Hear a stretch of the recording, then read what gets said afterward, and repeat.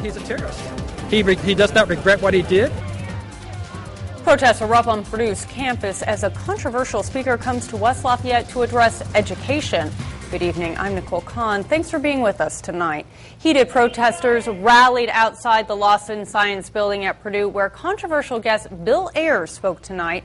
Kristen Crowley was at the rally. She joins us now with all those details. Kristen, what happened out there? Well, Nicole, Ayers' former association with the radical group The Weather Underground is what sparked all the controversy. That group is responsible for multiple bombings in the 70s and a number of deaths as a result. Hundreds of people came out to voice their outrage about Purdue University allowing Ayers to speak to faculty and students.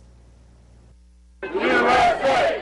USA! Anger, outrage, and disgust fueled these protesters in their cause. Purdue's a school of great character and integrity, and we feel like inviting guests like this to our school jeopardizes both of those items. Only a select group of students and faculty were allowed inside the Lawson Science Building for Ayers' speech, and that instigated protesters even more. Having a publicly funded building being used, and we tried to get into the publicly funded building as students, and the administration locked it down, and we don't think that's not constitutional. The signs with clear messages were as hard to ignore as their chants.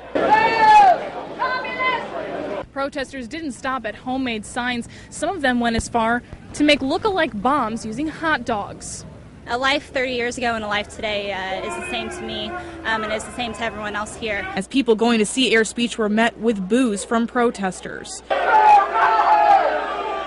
And not all people were against Ayers speaking at the campus. And people here that say they support free speech but are protesting a man speaking today seem to be in conflict with that value. Purdue University College of Liberal Arts interim dean Erwin Weiser says the university stands by its decision to let Ayers come. If universities aren't places where all kinds of people can come to speak about issues that are of interest to the members of the university community, then we've lost our way. Still, the opposition to Ayers' appearance outweighed supporters, and those who are frustrated the university allowed Ayers to speak say they will not soon forget it. The invitation by Purdue to invite Bill Ayers here is on the same level as Columbia University inviting Mahmoud Ahmadinejad, who thinks that Israel and the United States should be wiped off the face of the earth. Our news cameras were not allowed inside for Ayers' speech titled Inequality in Education, the Challenge for Urban Schools. But here are some key points that he talked about. He said education is a right that every student has, regardless of their race and social class. He said classrooms should have curriculums of questioning and that students should learn to ask questions. Questions lead to action. Kristen Crowley, News Channel 18.